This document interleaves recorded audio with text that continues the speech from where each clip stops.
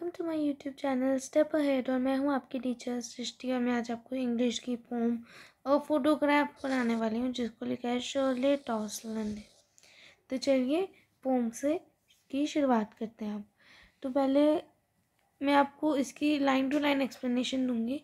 तो चलिए शुरू करते हैं। पहले देखिए, the cardboard show me how it was even the when the two girl cousins went paddling होता है roaming,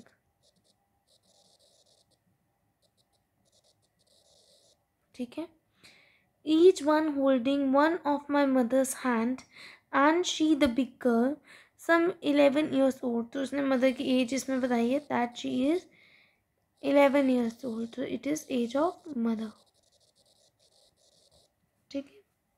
All the three stood still to smile through their hairs at the uncle with the camera, a sweet face my mother's that was before I was born, and the sea, which appears to have changed less, was their terribly transient feet. Terribly transient feet means not permanent। तो आपको कुछ words के मैंने मतलब ही इसमें समझा दिए। तो चलिए अभी इसकी एक्सप्लेनेशन की शुरुआत करते हैं।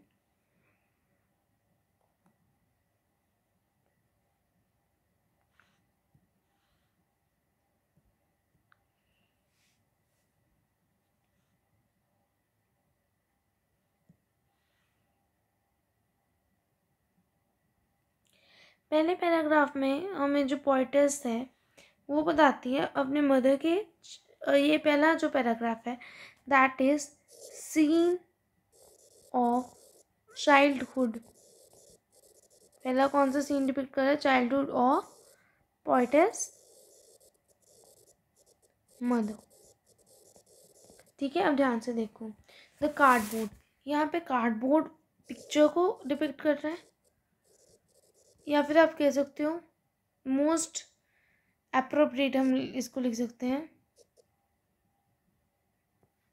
फ्रेम को डिपिक्ट कर रहे हैं, ठीक है।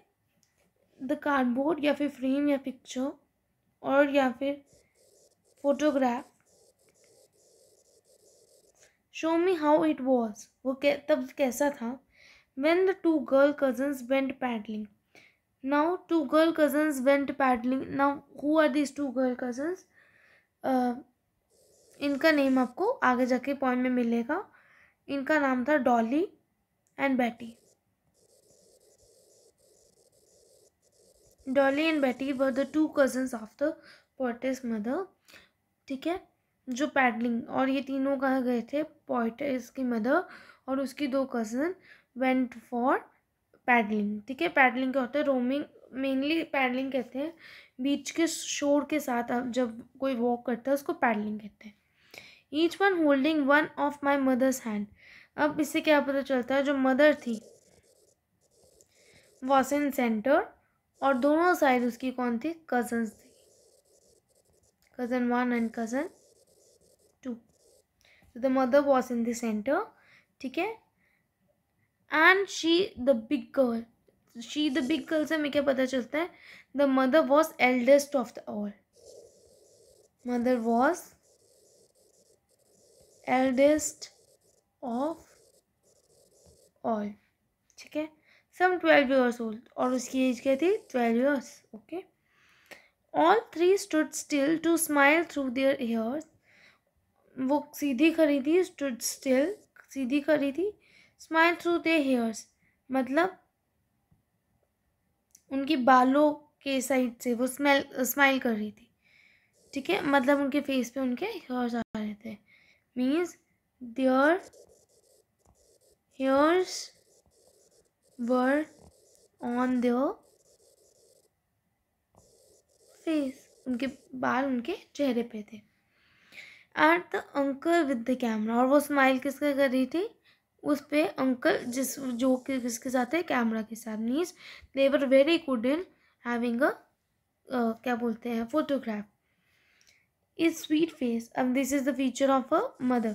तो अगर आपको मदर आ जाए तो how was the poetess mother? She was the eldest of the 3 of the cousins, ठीक है, आप ये लिख सकते हो she was 12 years of age and she has a sweet face. ठीक है, अब वो क्या कहती है poetess, my mother that was before I was born. अब ये पिक्चर कब की है माई मदर की, जब मैं बॉर्न भी नहीं हुई थी, जब मैं पैदा भी नहीं हुई थी। और अब सी, अब मैंने आपको क्या बताया पिक्चर कहाँ की है, बीच की, बीच में जब वो पैडलिंग कर रहे थे, बीच के शोर के साथ जब वो चल रहे थे। And the sea which appears to have changeless. अब जो सी है ना वो अपियर हो रहा है changeless, means sea is same as it was when the poetess mother was child. Sea was same as it was when poetess mother was child। ठीक है, अब सी तो हमें पता चल गया वॉज चेंज लेस। ठीक है, अब अगला पढ़ो, wash their terribly transient feet. अब वो वॉश क्या करा था, टेरिबली ट्रांसिएंट फीट। ध्यान से, it is very deep meaning in it. अब सी जो है वो लेस चेंज है, बट जो फीट थे ना उनके वो परमानेंट नहीं थे, वॉज टेम्परेरी। इससे हमें दो चीज़ें पता चलती हैं। वट वर दे, सॉरी ये ज़्यादा बड़ा हो गया। What were they, first thing that we get to know is that sea was less changed. यही है ना पहला, इससे मतलब हमें क्या पता चल रहा है, सी इज इमॉर्टल, जो चेंज नहीं होगा। ठीक है, और सेकेंड लाइन जो कि है terribly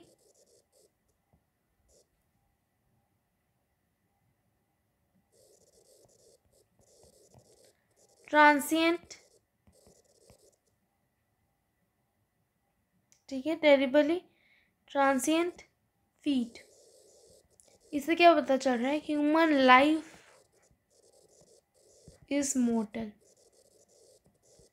So this shows a very truth of the life, that the human lives are mortal. They are born and they will be dead. ठीक है, they are born and they will be dead some day or some time. जबकि जो सी है वो क्या है, immortal, जो कभी नहीं मरेगा। But humans are subjected to death. This line has a very deep meaning and the meaning I have told you now. ठीक है,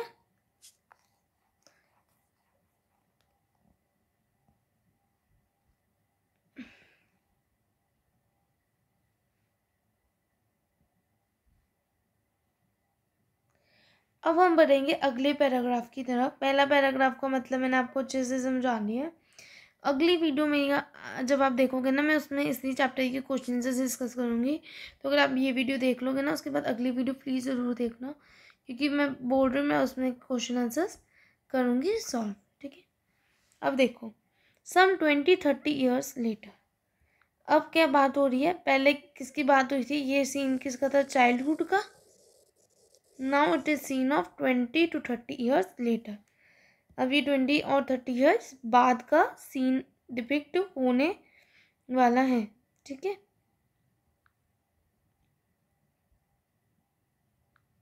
देखो कैसे, some 20 to 30 years later she laughed at the snapshot. वो अब क्या करेगी, she will laugh at snapshot. वो अपनी फोटो पे हंसेगी। ठीक है, see Betty and Dolly, she would said. वो क्या करेगी, बेटी और डॉली को देखो, and look how they dressed us for the beach. Us यहाँ पे कौन है, they are parents. How they मतलब ये कजन्स, और अस यहाँ पे किसको डिपिक्ट कर रहा है, पेरेंट्स को।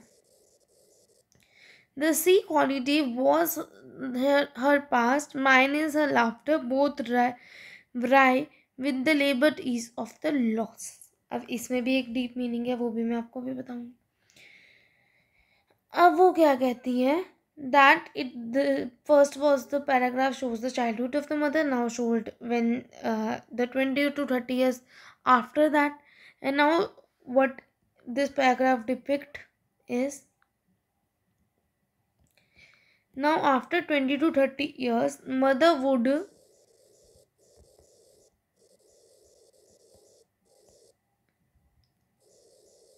laugh at snapshot, वो अपनी फोटो पे हंसेगी, ठीक है, और वो कहेगी बेटी और डॉली, इसके लिए आपको क्या पता चल गया जो मैंने पहले बताया था, Betty and Dolly are the name of the cousins. उनकी ड्रेसिंग सेंस को बेसिकली वो देख के हंसती है और कहती है लुक हाउ दे, मतलब उनके पेरेंट्स ने उनको हमें ड्रेस किया था किसके लिए, बीच के लिए। अब ये लाइनें ना बहुत डीप मीनिंग शो करती है। The C holiday was her past, अब सी हॉलीडे किसका पास्ट था, मदर का, because it was the story of back 20 to 30 years, ठीक है। माइन इज हर लाफ्टर, और मेरे लिए पास्ट क्या है, उसकी लाफ्टर। क्यों, अब वो हम बाद में देखते हैं, ठीक है। Both rye with the labour deeds of roast, both rye means both are dealing with labour deeds of the roast. इसमें हमने दो डिफरेंट काइंड ऑफ वर्ड्स इकट्ठे हैं, that are laboured and ease. मैं आपको सारे प्योटिक वाइज बाद में समझाऊंगी, अभी ये देख लो। The both the words are laboured and ease, opposite words kept together. अब वो क्या कहते हैं, both are dealing with laboured, मुश्किल से हम उस लॉ से डील कर रहे हैं। ईज क्यों लिखा वो बताती हूँ। वो कहते हैं हर कोई जो चीज़ चली गई है वो चली गई है, it is very difficult to forget it, उसे भूलना बहुत मुश्किल है, बट हमें उसे डील करना पड़ता है और अपनी ज़िंदगी में आगे बढ़ना पड़ता है। लेबर डेज मतलब बहुत मुश्किल से हमें उसे डील करना पड़ता है, पर थोड़े टाइम बाद वो चीज़ हमारे लिए ईजी हो जाती है। We understand how to forget it, forget नहीं, how to deal with it basically, ठीक है। तो ये इधर भी ये लाइन डीप मीनिंग शो कर रही थी। Now let's move to the next paragraph. अब पहला पैराग्राफ मैंने आपको क्या कहा, क्या बताता था, the first paragraph tell us about the childhood of the mother. Second paragraph told us about the 30 to 20 years old story, means when her mother was alive.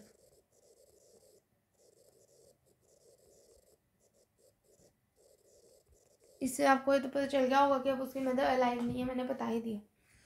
चलो आगे बढ़ते हैं। The next paragraph shows when her mother was alive, ठीक है। अब देखो, now she has been dead nearly as many years as the girl lived. अब वो उतने सालों की डेड हो गई है जितने साल वो गर्ल जिंदा थी, ठीक है। And of this circumstance there is nothing to say at all, और ये जैसे हालात है मेरे पास कुछ कहने को नहीं है। इट्स साइलेंस साइलेंस, अब ये क्या शो कर रहा है, दैट हर मदर डाइड। अब ये पैराग्राफ उसकी मदर की डेथ के बाद का सीन शो कर, so she said her mother died, ठीक है। और वो क्या कहती है, उसकी मदर की डेथ को कितने साल हो गए हैं, शी हैड बीन डेड